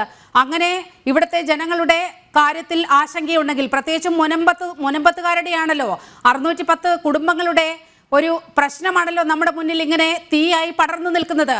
അവരുടെ ആശങ്കയകറ്റാൻ എന്തിനാണ് ഉപതെരഞ്ഞെടുപ്പ് വരെ കാത്തിരിക്കുന്നത്? അതിൽ തന്നെ വളരെ കൃത്യമായ രാഷ്ട്രീയം സർക്കാരിനില്ലേ, ഇടതുപക്ഷത്തിനില്ലേ, ഒപ്പം പ്രതിപക്ഷത്തിനും? അങ്ങനെയല്ല. ഈ ഉദാഹരണത്തിന് മുനമ്പം വിഷയം മാത്രം എടുക്കാം. മുനമ്പം വിഷയത്തിൽ നിശ്ചയമായും സംസ്ഥാന സർക്കാരിന്റെ നിലപാട് പറഞ്ഞിട്ടുണ്ട്. മാത്രമല്ല കേരളത്തിലെ മുസ്ലിം സംഘടനകൾ ആകമാനം ഇക്കാര്യത്തിൽ ഒരു രാഷ്ട്രീയ നിലപാട് പറഞ്ഞിട്ടുണ്ട്. മുസ്ലിം ലീഗ് വിശിഷ്യ കേരളത്തിലെ വിവിധ മുസ്ലിം മതസംഘടനകളെ ഏകോപിപ്പിച്ചുകൊണ്ട് ഒരു രാഷ്ട്രീയ തീരുമാനമെടുക്കുന്നതിന് ആവശ്യമായിട്ടുള്ള നടപടികളുമായി മുസ്ലിം ലീഗ് മുന്നോട്ട് പോയിട്ടുണ്ട്. മുസ്ലിം ലീഗ് എന്തുകൊണ്ട് മുന്നോട്ട് പോകുന്നു എന്നുള്ളിടത്ത് കഴിഞ്ഞ ദിവസങ്ങളിൽ മുസ്ലിം ലീഗും അതുപോലെ തന്നെ ബിഷപ്പുമാരുമായി നടത്തിയിട്ടുള്ള ചർച്ചകൾ നാം കേട്ടതാണ്. സ്വാഭാവികമായും അത് വിശ്വാസ്യതയിൽ എടുത്താൽ ഈ വിഷയത്തിന് പരിഹാരമാകും. നിങ്ങളെ സംബന്ധിച്ചിടത്തോളം, RSSനെ സംബന്ധിച്ചിടത്തോളം ഞാൻ ചോദിക്കട്ടെ, സംസ്ഥാന സർക്കാർ ഇടപെടുന്നതിന് പകരം മുസ്ലിം ലീഗിനെയാണോ നിങ്ങൾ ചുമതലപ്പെടുത്തിയിരിക്കുന്നത് മുനമ്പത്തുകാരുമായി സംസാരിക്കാൻ? ഇതിൽ മുനമ്പം വിഷയമായി മുസ്ലിം ലീഗിന് എന്താണ് ഇതിൽ കാര്യം? അതിൽ കാര്യമുണ്ട്. അത് മതപരമായി തീർക്കാൻ സർക്കാർ ഉൾപ്പെടെ പ്രതിപക്ഷം ഉൾപ്പെടെ ശ്രമിക്കുന്നതിന്റെ ഉദാഹരണമല്ലേ അത്? ലീഗ് അല്ലല്ലോ ഇടപെടേണ്ടത്, സർക്കാരിന്റെ പ്രതിനിധികളല്ലേ അവരുമായി ചർച്ച നടത്തേണ്ടത്. ഒന്നാമതേ ഈ വിഷയം മുനമ്പം വിഷയവുമായി ബന്ധപ്പെട്ട് നിയമപരവും രാഷ്ട്രീയപരമായിട്ടുള്ള പരിഹാരം തരണം. നിയമപരമായ പരിഹാരം എന്ന് പറയുന്നത് ഇത് സത്താർ സേട്ട് നൽകിയിട്ടുള്ള വഖഫ് ഡീഡ് എന്ന് പറയുന്നത് ഗിഫ്റ്റ് ഡീഡ് എന്ന രീതിയിൽ എഴുതപ്പെട്ടിട്ടുള്ളതും അതിൽ കണ്ടീഷൻ അറ്റാച്ച് ചെയ്തിട്ടുള്ളതുമാണ്. ഏതെങ്കിലും തരത്തിൽ ഫറൂഖ് കോളേജ് വിദ്യാഭ്യാസ പ്രവർത്തനങ്ങൾക്കല്ലാതെ ഈ ഭൂമി ഉപയോഗിക്കാൻ പാടില്ലെന്നും അങ്ങനെ ഫറൂഖ് കോളേജ് വിദ്യാഭ്യാസ പ്രവർത്തനം അവസാനിപ്പിക്കുന്ന ഘട്ടത്തിലാണെങ്കിൽ ആ ഭൂമി തിരിച്ച് സത്താർ സേട്ടിന്റെ പിന്തുടർച്ച അവകാശികൾക്ക് നൽകണം എന്ന ഒരു കണ്ടീഷൻ ആ ഡീഡിൽ വെച്ചിട്ടുണ്ട്. സ്വാഭാവികമായും അൺകണ്ടീഷണലായിട്ട് മാത്രമേ ഇത്തരം വഖഫ് ഡീഡുകൾ ചെയ്യാൻ പാടുള്ളൂ എന്ന നിയമപരമായ വ്യവസ്ഥ നിലനിൽക്കെ കണ്ടീഷണൽ ഡീഡ് ആവുമ്പോൾ സ്വാഭാവികമായും അത് വഖഫ് ഡീഡ് എന്നതിന് പകരം അത് ഒരു ഗിഫ്റ്റ് ഡീഡായി മാറുന്നു എന്ന നിയമപരമായ വ്യാഖ്യാനമുണ്ട്. ആ നിയമപരമായ വ്യാഖ്യാനത്തിന് സെക്ഷൻ 51 വഖഫ് ആക്ടിൽ മറ്റൊരു പ്രശ്നമുള്ളത്, ഏതെങ്കിലും തരത്തിൽ വഖഫ് ഡീഡുകളിൽ ഒന്നാമതായി വഖഫ് ചെയ്യപ്പെട്ടിട്ടുണ്ട് എങ്കിൽ ആ വഖഫ് ചെയ്യപ്പെട്ടിട്ടുള്ള ഭൂമിയെ സംബന്ധിച്ച് തുടർന്ന് ഏതെങ്കിലും കണ്ടീഷൻസ് ഉണ്ടെങ്കിൽ അത് വോയിഡ് അബ് ഇനിഷ്യോ ആയി പ്രഖ്യാപിക്കാം എന്ന് വഖഫ് നിയമം തന്നെ പറയുന്ന സാഹചര്യത്തിൽ സ്വാഭാവികമായും ഇത് ഒരു നിയമപരമായി പരിഹരിക്കേണ്ട വിഷയമാണ്. ഇനി ഈ നിയമപരമായ പ്രശ്നം അതിൽ ഉൾക്കൊള്ളുന്ന ഘട്ടത്തിൽ ഇതിൽ വരാൻ പോകുന്ന രണ്ടാമത്തെ പ്രശ്നം എന്ന് പറയുന്നത്, ഏതൊരു വ്യക്തിക്കും, മുസ്ലിമായി ജനിച്ചിട്ടുള്ള ഏതൊരു വ്യക്തിക്കും ഇപ്പോ സർക്കാർ എടുക്കുന്ന തീരുമാനത്തെ ചലഞ്ച് ചെയ്തുകൊണ്ട് കോടതിയെ സമീപിച്ചാൽ സ്വാഭാവികമായും വീണ്ടും ഈ പ്രശ്നം നിയമപരമായി നീണ്ടുപോകുന്നതിനുള്ള സാഹചര്യമുണ്ട്. അതുകൊണ്ടാണ് ഇതിനെ രാഷ്ട്രീയപരമായി കൂടി പരിഹരിക്കപ്പെടേണ്ട വിഷയമുണ്ട്. അങ്ങനെ അതിനൊരു ഉദാഹരണമാണ് വഖഫ് സ്വത്ത് സംരക്ഷണ സമിതി എന്ന പേരിൽ ഇപ്പോ ബഹുമാനപ്പെട്ട ഹൈക്കോടതിയിൽ കൊടുത്തിരിക്കുന്ന, ഡിവിഷൻ ബെഞ്ചിൽ കൊടുത്തിരിക്കുന്ന അപ്പീലിനെ തുടർന്നാണ് ഇവരുടെ റവന്യൂ അധികാരങ്ങൾ ആകമാനം കവർന്നുകൊണ്ട് സ്റ്റേ ചെയ്യപ്പെട്ടുകൊണ്ട് ഒരു ഉത്തരവ് വന്നിരിക്കുന്നത്. അപ്പോ അത്തരത്തിൽ നാളെ മറ്റൊരാളും ഇത്തരത്തിലൊരു നിയമപരമായ പോരാട്ടത്തിന് തയ്യാറാകാതിരിക്കുക എന്നുള്ളത് മുസ്ലിം സംഘടനകളിലെ ആകമാനം ഇന്ന് വഖഫ് സംരക്ഷണ സമിതിയുടെ ഒരു സ്റ്റേറ്റ്മെന്റ് പുറത്തു വന്നിട്ടുണ്ട്. അവർ അതിൽ പറയുന്നുണ്ട്, വഖഫ് ഭൂമി മോചിപ്പിച്ചെടുക്കാൻ ഏതറ്റം വരെയും പോകുമെന്ന് പറയുന്നുണ്ട്. അതായത് ഈ മുനമ്പത്ത് അധിവസിക്കുന്ന പാവപ്പെട്ട മത്സ്യത്തൊഴിലാളികൾ, അവരെ ആ ഭൂമിയിൽ നിന്ന് ഇറക്കിവിടാൻ ഏതറ്റം വരെയും പോകുമെന്ന് തന്നെയാണ് ഈ വഖഫ് സംരക്ഷണ സമിതി പറയുന്നത്. നിങ്ങൾ മുനമ്പത്തുകാരെ തെറ്റിദ്ധരിപ്പിക്കേണ്ട. 612 കുടുംബങ്ങൾ തങ്ങളുടേതായ ശ്രീ പ്രിന്റു മഹാദേവ്, മുനമ്പത്തുകാരെ യഥാർത്ഥത്തിൽ തെറ്റിദ്ധരിപ്പിക്കുന്നത് ആരാണ്? ഒരു തെറ്റിദ്ധരിപ്പിക്കില്ല അസ്കർ സാർ തന്നെ ഇതിന്റെ നിയമ സാങ്കേതിക കാര്യങ്ങൾ നമുക്ക് മുമ്പിൽ പറഞ്ഞു. അദ്ദേഹം തന്നെ പറഞ്ഞു, ഇതിനകത്ത് നിയമപരമായ കാര്യങ്ങളുണ്ട്, രാഷ്ട്രീയപരമായ കാര്യങ്ങളുണ്ട്. ഞങ്ങൾ പറയുന്നത് തന്നെയാണല്ലോ സാർ, ഇതിനകത്ത് ശാസ്ത്രീയമായ പരിഹാരം എന്ന രീതിയിൽ വഖഫിന്റെ അമെന്റ്മെന്റ് അല്ലേ നടത്തേണ്ടത്? വഖഫിന്റെ അമെന്റ്മെന്റ് നടക്കുന്നത് നിങ്ങൾ എന്തിനാ എതിർക്കുന്നത്? നിങ്ങൾ പറഞ്ഞ രാഷ്ട്രീയപരമായിട്ടും നിങ്ങൾ പറഞ്ഞ നിയമപരമായിട്ടുള്ള ഈ വഖഫ് ഭൂമിയുമായി ബന്ധപ്പെട്ട തർക്കത്തിന്റെ പരിഹാരം അമെന്റ്മെന്റ് ആണ്. ആ അമെന്റ്മെന്റ് വരുന്ന സമയത്ത് തന്നെയാണല്ലോ നിങ്ങൾ ഈ പറയുന്നത്. നിങ്ങൾ പറഞ്ഞ ഈ മുസ്ലിം കൂട്ടായ്മയായിട്ടുള്ള ആളുകൾ വിചാരിച്ചു കഴിഞ്ഞാലും ഏതെങ്കിലും ഒരു മുസ്ലിം പേഴ്സൺ ഇതിനെതിരെ പോയി കഴിഞ്ഞാൽ ചാലഞ്ച് ചെയ്യപ്പെടും. അപ്പൊ എങ്ങനെയാണ് രാഷ്ട്രീയപരമായ പരിഹാരം ഉണ്ടാവുക? മുസ്ലിം ലീഗിന്റെ ഇടപെടൽ ഉണ്ടാവുക? SDF പോപ്പുലർ ഫ്രണ്ടിനെയും ആളുകൾ പറയുന്നു, വഖഫിന്റെ 1 സെന്റ് പോലും ഭൂമി പോലും ഈ കേരളത്തിൽ ഞങ്ങൾ വിട്ടുകൊടുക്കില്ല എന്ന് അവർ പറയുന്നു. അവിടെ എങ്ങനെയാണ് രാഷ്ട്രീയ പരിഹാരം ഉണ്ടാവുക? അപ്പൊ അതിനൊക്കെ ശാസ്ത്രീയമായ പരിഹാരം എന്ന രീതിയിലാണല്ലോ ബില്ല് വരുന്നത്. ആ ബില്ല് വരുന്ന സമയത്ത് നിങ്ങൾ അതിനകത്തുള്ള അപാകതകൾ ഏതെങ്കിലും രീതിയിലുണ്ടെങ്കിൽ അത് ചൂണ്ടിക്കാണിക്കുന്നതിന് പകരം നിങ്ങൾ ഒരുമിച്ച് നിന്ന് ഇതിനെ ഞങ്ങൾ എതിർക്കുന്നു, മോഡി സർക്കാർ കൊണ്ടുവരുന്ന ബില്ലായതുകൊണ്ട് എതിർക്കുന്നു എന്ന് 40 വട്ടം പറയുകയല്ലേ. ഇപ്പൊ നോക്കി, ഈ പാലക്കാട് ജില്ലയിൽ ഇപ്പോ കൃഷിഭൂമിയുണ്ട്, വീടുടമസ്ഥൻ ഭൂമിയുണ്ട്. 2 സെന്റ് മുതൽ 1/2 ഏക്കർ വരെ ഭൂമി സർവ്വസാധാരണക്കാരൻ പതിറ്റാണ്ടുകളായി ജീവിക്കുന്ന മണ്ണാണ് ഇവിടെ വഖഫ് വന്നിട്ട് അത് ഞങ്ങളുടെ ഭൂമിയാണെന്ന് പറയുന്നത്. അപ്പൊ അത് തെളിയിക്കേണ്ട ബാധ്യത ഈ പറയുന്ന 2 സെന്റുകാരനുണ്ട്, 1/2 സെന്റുകാരനുണ്ട്, 1/2 ഏക്കർ ഭൂമി കൃഷി ചെയ്യുന്നവരുണ്ട്. അപ്പോൾ ആരാണ് പ്രതിസന്ധിയിലാകുന്നത്? അപ്പൊ ഈ പ്രതിസന്ധി പരിഹരിക്കാനാണ് ഈ ബില്ല് കൊണ്ടുവരണമെന്ന് ഞങ്ങൾ പറയുന്നത്. അത് പറയുമ്പോൾ ഞങ്ങൾ മുസ്ലിം സമൂഹത്തെ തകർക്കാനുള്ള ആസൂത്രിതമായ ശ്രമം എന്ന് പറഞ്ഞുകൊണ്ട് വർഗീയ പ്രചരണം നടത്തുന്ന നിങ്ങളാണ്. ഇവിടെ ഇതിനുള്ള ശാസ്ത്രീയമായ പരിഹാരം എന്ന് പറയുന്നത് BJP മുന്നോട്ട് വെച്ചിട്ടുള്ള ആശയമാണ്. നരേന്ദ്രമോദി സർക്കാർ മുന്നോട്ട് വെച്ചിട്ടുള്ള വഖഫ് അമെന്റ്മെന്റ് ബില്ലാണ്. ആ ബില്ല് പാർലമെന്റിൽ വരുമെന്ന കാര്യത്തിനോട് തർക്കവുമില്ല. ഇപ്പൊ നോക്കൂ, ഒറ്റ ദിവസം കൊണ്ടാണ് 2226 സ്ഥലങ്ങളിൽ പാലക്കാട് ജില്ലയിൽ 2226 സ്ഥലങ്ങൾ ഐഡന്റിഫൈ ചെയ്തിട്ടുള്ളത്. ഇതുപോലെ കേരളത്തിൽ എത്ര പ്രദേശങ്ങൾ ഉണ്ടാവും? ഒരുപക്ഷെ കേരളത്തിന്റെ സെക്രട്ടേറിയറ്റും തളി അമ്പലവും കണ്ണൂർ ടൗണും തൃശൂർ ടൗണും പാലക്കാട് ടൗൺ അടക്കമുള്ള കോട്ടയടക്കമുള്ള സ്ഥലങ്ങൾ വഖഫിന്റേതാണെന്ന് പറയുന്ന രീതിയിലേക്കുള്ള വസ്തുതയുണ്ട്. നമ്മൾ മനസ്സിലാക്കേണ്ട പ്രധാനപ്പെട്ട വസ്തുത, ഇതിനകത്ത് നിങ്ങൾ വഖഫ് മാറ്റിവെക്കുക. ഇപ്പൊ കേരളത്തിൽ തന്നെ ബ്രഹ്മസ്വവും ദേവസ്വവും അല്ലാത്ത ഏത് ഭൂമിയാണുള്ളത്? അങ്ങനെ ബ്രഹ്മസ്വവും ദേവസ്വം ബോർഡുകൾ ഇറങ്ങി തിരിച്ചു കഴിഞ്ഞാൽ ഒരാൾക്ക് ഭൂമി ഉണ്ടാവില്ല. അപ്പൊ അത് സത്യമാണ്. ബ്രഹ്മസ്വം അതുകൊണ്ടാണ് പറയുന്നത്, ഇതിനകത്ത് കൃത്യമായി ജനങ്ങളെ വഞ്ചിക്കുന്ന സമീപനത്തിൽ നിന്ന് ഇടത് വലത് മുന്നണികൾ മാറണം. ഇപ്പൊ കണ്ണാടി, മാത്തൂര്, പിരായിരി പഞ്ചായത്തുകളിൽ ഭൂമി നഷ്ടപ്പെടാൻ പോകുന്ന മുസ്ലിം സമുദായത്തിൽപ്പെട്ട ആളുകളുടേതാണ്, ഒരു ഹിന്ദു സമുദായത്തിൽപ്പെട്ട ആളുകളല്ല. ഞങ്ങൾ ലിസ്റ്റ് പരിശോധിച്ചു. മാത്തൂരിലെയും കണ്ണാടിയിലെ പിരായിരിയിലെയും സലീമും ഷെരീഫും അടക്കമുള്ള ആളുകളുടെ ഭൂമിയാണ് വഖഫ് ഏറ്റെടുക്കാൻ പോകുന്നത്. അപ്പൊ ആ രീതിയിലുള്ള പ്രചരണം നടത്തുന്ന സമയത്ത് നിങ്ങൾ ഇതിനെ ഒരു രാഷ്ട്രീയ വിഷയമായി ആക്കി നിങ്ങൾ മാറ്റുകയാണ്. അപ്പൊ അതുകൊണ്ട് ഇത് മുനമ്പത്തായിക്കോട്ടെ, പാലക്കാട്ടായിക്കോട്ടെ, തളിപ്പറമ്പിലായിക്കോട്ടെ, ഇനി ഡൽഹിയിലെ പാർലമെന്റ് ആയിക്കോട്ടെ, ഇവിടെയൊക്കെ ഈ വിഷയം വളരെ പ്രധാനപ്പെട്ട ഒരു വിഷയമാണ്. മതേതര രാജ്യത്ത് മതേതര ഭരണകൂടത്തിന്റെ ഇടപെടൽ നടക്കണമെങ്കിൽ ഇത്തരത്തിലുള്ള സംവിധാനങ്ങൾ ഇല്ലാതായി തീർക്കേണ്ടതുണ്ട്. ദേവസ്വമായി ബന്ധപ്പെട്ട് നിങ്ങൾ പറഞ്ഞല്ലോ. അങ്ങനെ ദേവസ്വമായി ബന്ധപ്പെട്ട് ദേവസ്വത്തിന് ചുറ്റുമുള്ള ഭൂമികൾ നിങ്ങൾ പരിശോധിച്ച് നോക്കുക. അതിന്റെ ഒരു 50 വർഷത്തെ 60 വർഷത്തെ പഴക്കം പരിശോധിച്ച് കഴിയും. ഇപ്പോൾ താമസിക്കുന്നത് ശങ്കരനും ഷെരീഫും രാമനുമാണ്. ആ ശങ്കരനെയും രാമന്റെയും ഷെരീഫിന്റെയും ഭൂമിയെ ദേവസ്വത്തിനാണെന്ന് പറഞ്ഞു കണ്ട് ദേവസ്വം ഇടപെടുന്ന സമയത്ത് അതിന് പരിമിതികളുണ്ട്. പക്ഷെ വഖഫിന്റെ ഇടപെടലിൽ പരിമിതികളില്ലേ എന്നുള്ള വസ്തുത കൂടി നമ്മൾ മനസ്സിലാക്കണം. അങ്ങോട്ട് നിയമത്തിനാണല്ലോ, എന്നേക്കാൾ നിയമത്തെക്കുറിച്ച് ആധികാരികമായ അറിവുള്ള ഒരു വ്യക്തിത്വമാണ്. അങ്ങ് തന്നെ പറഞ്ഞു ഇതിനകത്തുള്ള പരിഹാരം ഏതാണെന്നുള്ളത്. ആ പരിഹാരം എന്ന രീതിയിലാണ് അമെന്റ്മെന്റ് ബില്ല് എന്ന് പറയുന്ന രീതിയിൽ BJP മുന്നോട്ട് വരുന്നത്. അത് തന്നെയാണ് ഇനി നടപ്പാക്കപ്പെടേണ്ടത്. ഡോക്ടർ ആരിഫ് ഹുസൈനിലേക്ക് പോവുകയാണ്. ശ്രീ ഡോക്ടർ ആരിഫ് ഹുസൈൻ, 95-ലെ ആക്ടിന് ശേഷമാണല്ലോ വലിയ രീതിയിൽ വഖഫ് ബോർഡിന് ഈ സ്വത്തുക്കൾ കൈവരുന്ന ഒരു സ്ഥിതി ഉണ്ടായത്.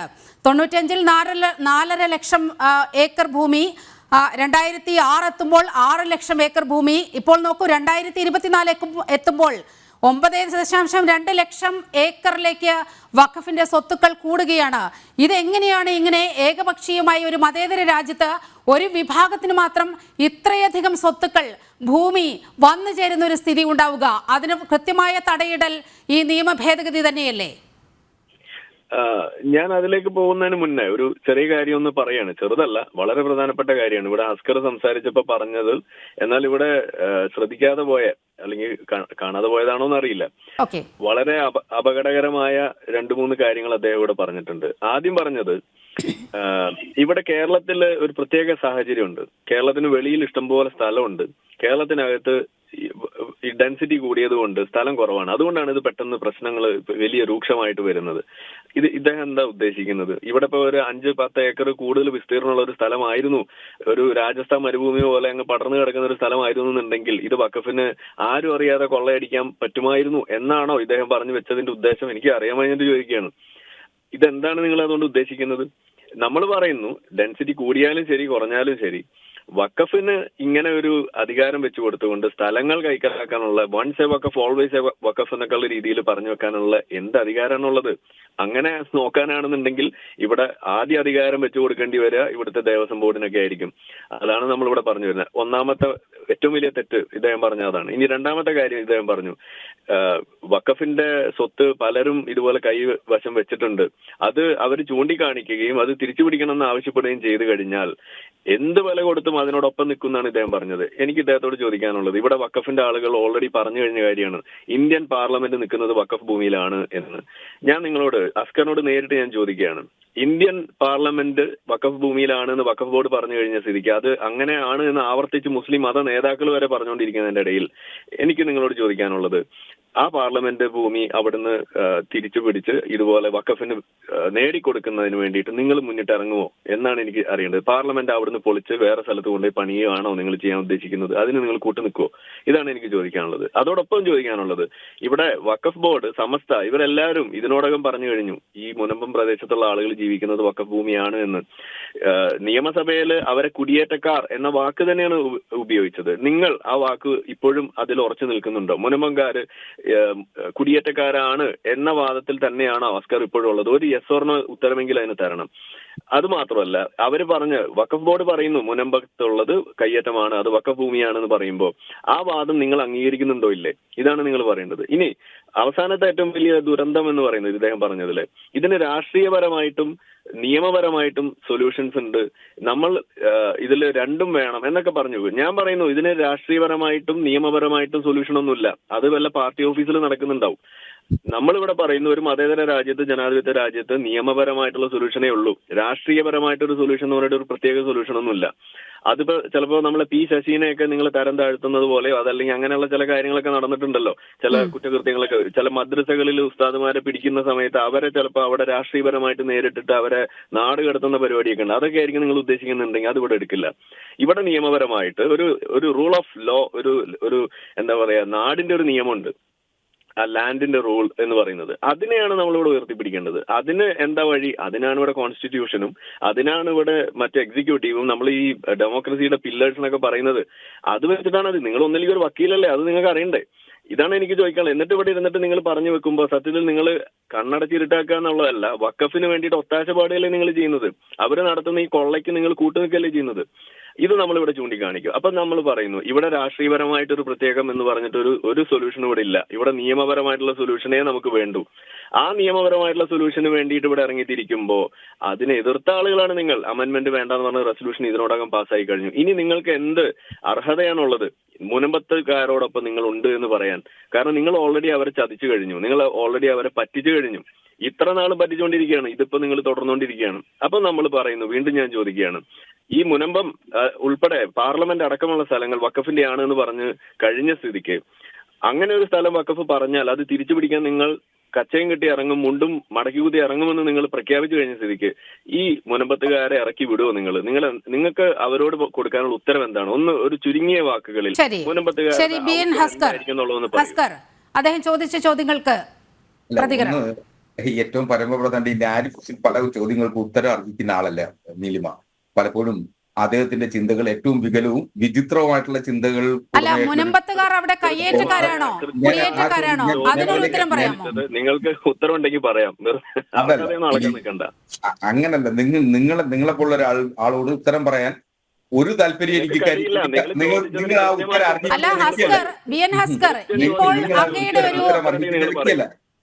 അങ്ങയുടെ നിസ്സഹായതയാണ് ഇപ്പോൾ പ്രകടമാകുന്നത്.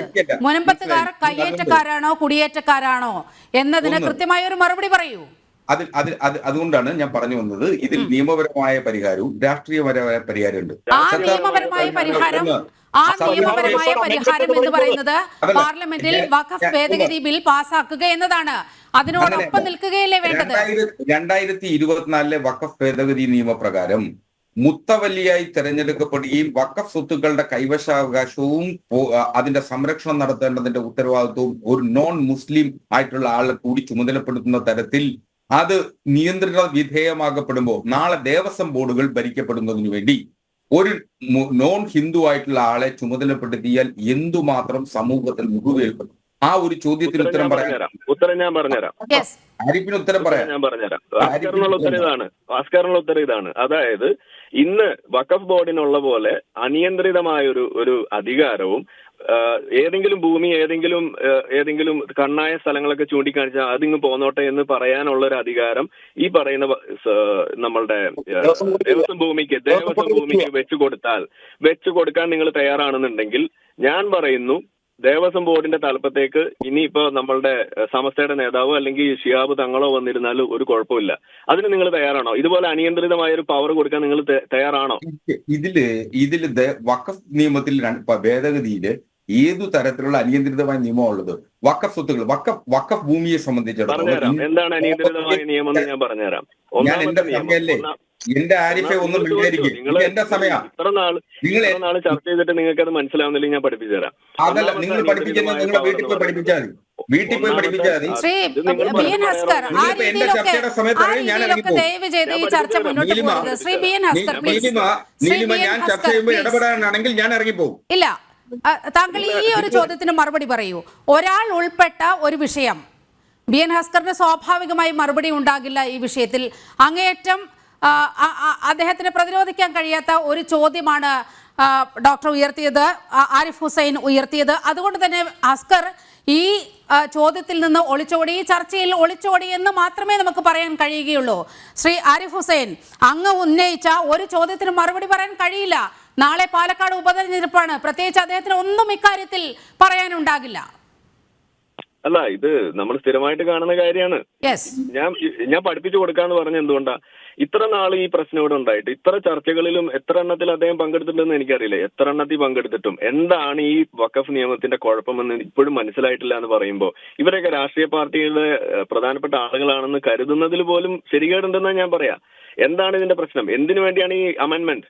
2 കാരണമാണ് പ്രധാനമായിട്ട് 3 കാരണമാണ് ഞാൻ പറയുന്നത്. അതിൽ 2 എണ്ണമാണ് ഇതിൽ അമെന്റ്മെന്റ് വരുന്നത്. പ്രധാനപ്പെട്ട കാര്യം, ഒരു പ്രോപ്പർട്ടി കാണിച്ചിട്ട് ഇത് വഖഫാണ് എന്ന് പറഞ്ഞു കഴിഞ്ഞാൽ ഓൺ ദ സ്പോട്ട് ആ പ്രോപ്പർട്ടിയിലുള്ള ആളുകളുടെ സിവിൽ റൈറ്റ്സ് നഷ്ടപ്പെടുന്നു. ആ മുനമ്പൻ നിവാസികൾക്ക് അവർക്ക് ആ ഭൂമി പോക്കുവരവ് നടത്താൻ കഴിയുന്നില്ല, അവർക്ക് കരമടയ്ക്കാൻ കഴിയുന്നില്ല. ഏത് ഭൂമി പ്രശ്നത്തിലാണ് അങ്ങനെ ഒരു അവസ്ഥ ഇവിടെ വേറെ ഒരു അവസ്ഥയിൽ ഉണ്ടാകുന്നത്? ഒന്നിലും ഉണ്ടാകുന്നില്ല. ഇതിൽ അങ്ങനെ ഉണ്ടാകുന്നു. അതായത് ഇത് പരാതി ഉയരുമ്പോൾ തന്നെ പ്രശ്നമായിട്ട് മാറുകയാണ്. പരാതി ഉയരുമ്പോൾ തന്നെ റൈറ്റ്സ് നഷ്ടപ്പെടുന്നു എന്നതാണ് ഇതിലെ പ്രധാനപ്പെട്ട പ്രശ്നം. ഇതിലൊരു പരിഹാരത്തിന് വേണ്ടി ഇറങ്ങി തിരിച്ചു കഴിഞ്ഞാൽ ഇതിനകത്ത് കോടതികളിലേക്ക് അപ്പീൽ പോകാൻ കഴിയില്ല.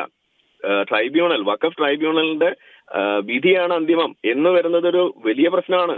മൂന്നാമത്തതാണ് ഞാൻ പറയുന്ന ഏറ്റവും ആദ്യത്തെ പ്രശ്നം എന്ന് പറയുന്നത് അതെന്താണ്, once a waqf always a waqf എന്ന് പറയുന്ന ഒരു കാര്യം. ഇതും ഏറ്റവും അടിസ്ഥാനപരമായിട്ട് ഇവിടുന്ന് എടുത്തു കളയേണ്ട കാര്യമാണ്.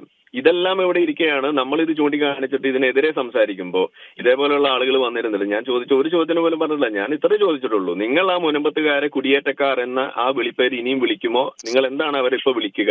ഇതേ നമുക്ക് അറിയേണ്ടത്. അതുകൂടാതെ പാർലമെന്റ് തിരിച്ചു പിടിക്കാൻ നിങ്ങൾ ഇറങ്ങിത്തിരിക്കുമോ? കാരണം വഖഫ് ആവശ്യപ്പെട്ട അതിനുവേണ്ടി ഇറങ്ങിത്തിരിക്കുന്നാണല്ലോ നിങ്ങൾ പറഞ്ഞു. വഖഫ് ആവശ്യപ്പെടുന്നു പാർലമെന്റിന്റെ കാര്യത്തിൽ. അതേപോലെ മറ്റൊരു വിഷയം കൂടി ഞാൻ ഇവിടെ ഉയർത്തി. ഇവിടെ എന്തിന് നിങ്ങൾ രാഷ്ട്രീയപരമായിട്ടും നിയമപരമായിട്ടും പരിഹാരം വേണമെന്ന് പറയുകയും എന്നിട്ട് നിയമപരമായിട്ടൊരു പരിഹാരത്തിന് വേണ്ടി ഇറങ്ങിത്തിരിക്കുന്നതിന്റെ ഭാഗമായിട്ടുള്ള ഈ അമെന്റ്മെന്റ് കൊണ്ടുവരും. എന്തിനാണ് അതിനെ നിങ്ങൾ എതിർക്കുന്നത്? ഇതാ നമ്മൾ ചോദിക്കുന്നത്. അപ്പൊ ഇവരുടെ പ്രശ്നം എന്താണ്? മതപ്രീണനം, മുസ്ലിം പ്രീണനം തന്നെയാണ് ഇവിടെ ഉയർത്തിയിരിക്കുന്നത്. ഒരു അർഹത ഇല്ലാത്ത ഒരു ചോദ്യം ഞാൻ ഇവിടെ ചോദിച്ചിട്ടില്ല. ഇവർക്ക് ഉത്തരം പറയാൻ കിട്ടാത്ത ചോദ്യം ചോദിച്ചു എന്നത് മാത്രമേ ഞാൻ ചെയ്തിട്ടുള്ള തെറ്റുള്ളൂ. അതിൽ ഇദ്ദേഹം ഇറങ്ങിപ്പോയെന്ന് എനിക്ക് അറിയില്ല, ഞാൻ ഫോണിലായതുകൊണ്ട് കാണുന്നില്ല. പ്രേക്ഷകർക്കടക്കം മനസ്സിലാകും അദ്ദേഹം ഇറങ്ങിപ്പോയ ഒരു സാഹചര്യമാണ് ഉള്ളത്. ഏത് സാഹചര്യത്തിലാണ് ഇടത് നിരീക്ഷകൻ ഈ ചർച്ചയിൽ നിന്നും ഇറങ്ങിപ്പോയത് എന്നത് നമുക്കെല്ലാം വ്യക്തമായിരിക്കുകയാണ്. ശ്രീ പ്രിന്റു മഹാദേവിലേക്ക് വരികയാണെങ്കിൽ, ശ്രീ പ്രിന്റു, ചാവക്കാടും ഗുരുവായൂരുമായി 37 കുടുംബങ്ങൾ, അതുപോലെ മാനന്തവാടി, തലപ്പുഴ, കൽപ്പാത്തി, നൂറണി, ധോണി, ഈ സ്ഥലങ്ങളിലെല്ലാം വലിയ രീതിയിൽ വഖഫ് ഭീഷണി നേരിടുകയാണ്. മറ്റ് സ്ഥലങ്ങളിലെ അപേക്ഷിച്ച് നോക്കുമ്പോൾ, മുനമ്പത്തെയും ചാവക്കാടെയും ഒക്കെ ഒരു സ്ഥിതി പരിഗണിച്ച് നോക്കുമ്പോൾ അവിടെ ഇരകളാക്കപ്പെടുന്നവർക്ക് നോട്ടീസ് ലഭിച്ചിട്ടില്ല. പക്ഷേ ഈ ഉപതെരഞ്ഞെടുപ്പിന് ശേഷം പാലക്കാടുകാരെ കാത്തിരിക്കുന്നത് ഒരുപക്ഷെ ഇത്തരത്തിലുള്ള വഖഫിന്റെ നോട്ടീസാണ്. ആ ഭൂമിയിൽ നിന്നും, അവർ അധിവസിക്കുന്ന ഭൂമിയിൽ നിന്നും ഒഴിഞ്ഞു പോകണമെന്ന നോട്ടീസായിരിക്കും ഒരുപക്ഷെ ഈ പാലക്കാട് ഉപതെരഞ്ഞെടുപ്പിന് ശേഷം അവരെ കാത്തിരിക്കുന്നത്. തീർച്ചയായും ഒരു സംശയം വേണ്ട. ഓരോ ദിവസവും ഈ വഖഫ് ക്ലെയിം ചെയ്യുന്ന ഭൂമികളുടെ സ്ഥിതി വിവരങ്ങൾ നമുക്ക് കിട്ടിക്കൊണ്ടിരിക്കുകയാണ്. ഇപ്പൊ ഈ പാലക്കാടുമായി ബന്ധപ്പെട്ടിട്ട് അവർ കൃത്യമായിട്ട് ചെയ്തിട്ടുള്ള വലിയൊരു കാര്യം, ഈ രാഷ്ട്രീയ മുന്നണികൾ ചെയ്ത ഇരട്ടത്താപ്പ്, ഈ ഭൂമിയുമായി ബന്ധപ്പെട്ടുള്ള തൽസ്ഥിതി വിവരങ്ങൾ ഇപ്പൊ ലഭ്യമല്ലാതാക്കി തീർത്തിരിക്കുകയാണ് ചെയ്യുന്നത്. അതവരുടെ ഇലക്ഷനുമായി ബന്ധപ്പെട്ട. പക്ഷേ ഇലക്ഷൻ കഴിഞ്ഞ ശേഷം കൃത്യമായി ആർക്കൊക്കെയാണ് ഭൂമി നഷ്ടമാകുന്നത്, ആരുടെയൊക്കെയാണ് കൃഷിസ്ഥലവും വീടും നഷ്ടമാകുന്നത് ഡാറ്റ കൃത്യമായിട്ട് നമുക്ക് ലഭിക്കും. അതോടൊപ്പം തന്നെ ഈ വഖഫ് ഭൂമി കയ്യേറ്റിയതിന്റെ പേരിൽ പാവപ്പെട്ട നിരപരാധികൾ 2 വർഷം വരെ തടവ് കിട്ടാവുന്ന ശിക്ഷ, നമുക്ക് വഖഫിന്റെ അമെന്റ്മെന്റ് പ്രകാരം 2 തടവ് വരെ ശിക്ഷ കിട്ടാവുന്ന രീതിയിലേക്കുള്ള ഈ പാവപ്പെട്ട ആളുകൾ പോകാൻ പോകുന്ന സാഹചര്യം അങ്ങനെയാണ്. അപ്പൊ അതുകൊണ്ട് തന്നെ ഇപ്പൊ അസ്കറിനെ പോലെയുള്ള ആളുകൾക്ക് ഇത് വന്ന് ഇവർക്ക് അറിയാനിട്ടൊന്നുമില്ല. കൃത്യമായിട്ടുള്ള ഒരു സംഘടിത ന്യൂനപക്ഷത്തെ പ്രീണനത്തിന്റെ ഭാഗമായിക്കൊണ്ടുള്ള 2 മുന്നണികളുടെയും സംവിധാനത്തിന്റെ ഭാഗമായി നിന്നുകൊണ്ടുള്ള കാര്യമാണ് ഈ കേരളത്തിൽ നടക്കുന്നത്. മതേതര രാജ്യത്ത് സെക്കുലർ നിയമങ്ങൾ നടപ്പിലാക്കുന്നതിന് പകരം സിവിൽ നിയമങ്ങൾക്കൊപ്പം നിന്നുകൊണ്ട് ഇവിടുത്തെ എല്ലാ മതത്തിൽപ്പെട്ട ആളുകൾ, ഇപ്പൊ ദേവസ്വവും ബ്രഹ്മസ്വത്തിനൊന്നും അങ്ങനെയുള്ള ഈ നേരത്തെ അസ്കർ പറയുന്നത് പോലെ ഈ കേരളത്തിലെ ദേവസ്വത്തിനും ബ്രഹ്മസ്വത്തിനും അങ്ങനെ അപ്രമാദിത്വമുള്ള ഒരു ലാൻഡ് പർച്ചേസ് ചെയ്യാനോ ലാൻഡ് പിടിച്ചെടുക്കാനോ ഒരു അധികാരവും ഈ കേരളത്തിലില്ല. മനസ്സിലായോ? വരും കാലങ്ങളിലെ ഭൂപരിഷ്കരണത്തിന്റെ ഭാഗമായി കൊണ്ടും വന്ന നമ്മുടെ സിവിൽ നിയമങ്ങളൊക്കെ തന്നെ കൃത്യമായിട്ട് അതിന് നിർവചനം നടത്തിയിട്ടുണ്ട്.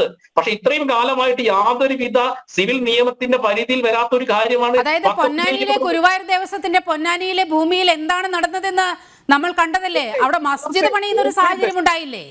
തീർച്ചയായും നിരവധി സ്ഥലങ്ങൾ, ആയിരക്കണക്കിന് ഏക്കർ ഭൂമി. ഇപ്പൊ നമ്മുടെ വിവാദ നായകനായിട്ടുള്ള നമ്മുടെ അൻവർ തന്നെ 100 കണക്കിന് ഏക്കർ ഭൂമി കയ്യേറിയിട്ടുണ്ട്, അൻവർ അടക്കമുള്ള ആളുകൾ. അപ്പൊ അതൊക്കെ പോട്ടെ. അപ്പൊ ബ്രഹ്മസ്വത്തെയും ദേവസ്വത്തെയും കൂട്ടിക്കഴിച്ചുകൊണ്ട് ഈ വഖഫിനെ താരതമ്യപ്പെടുത്തി ഒരു തരത്തിലും സാധിക്കില്ല. അതാണ് ഏറ്റവും പ്രധാനപ്പെട്ട വസ്തുത. ഇതിൽ നേരത്തെ തന്നെ ആരിഫ് സർ പറഞ്ഞല്ലോ, ഇതിന് കൃത്യമായിട്ട് വഖഫ് ഭൂമിക്കകത്ത് അവർ ക്ലെയിം ചെയ്ത് കഴിഞ്ഞാൽ അതിന്റെ അപ്പീൽ പോകുന്നത് വഖഫിന്റെ ട്രൈബ്യൂണലാണ്, അല്ലാതെ മറ്റുള്ള നിയമ സംവിധാനത്തിന്റെ ഭാഗമായിട്ടോ കോടതിയിൽ അത് വരില്ല. അപ്പൊ ഏകപക്ഷീയമായിട്ടുള്ള വിധികൾ ഉണ്ടാവുന്ന സമയത്ത് ഇവിടെ മണ്ണിൽ ജീവിക്കുന്നവന്റെ അതിജീവനമാണ് നഷ്ടപ്പെടുന്നത്. രാപ്പകൽ കഷ്ടപ്പെട്ടുകൊണ്ട് അവനുണ്ടാക്കിയ വീട്, അവന്റെ ഭൂമി, അവന്റെ മണ്ണ് എല്ലാം ഒരു മത സംവിധാനത്തിന്റെ ഭാഗമായി നിന്നുകൊണ്ട് അവർ ക്ലെയിം ചെയ്യുമ്പോൾ നഷ്ടപ്പെടുന്ന സാഹചര്യം ഈ കേരളത്തിൽ ഉണ്ടാവുന്നു.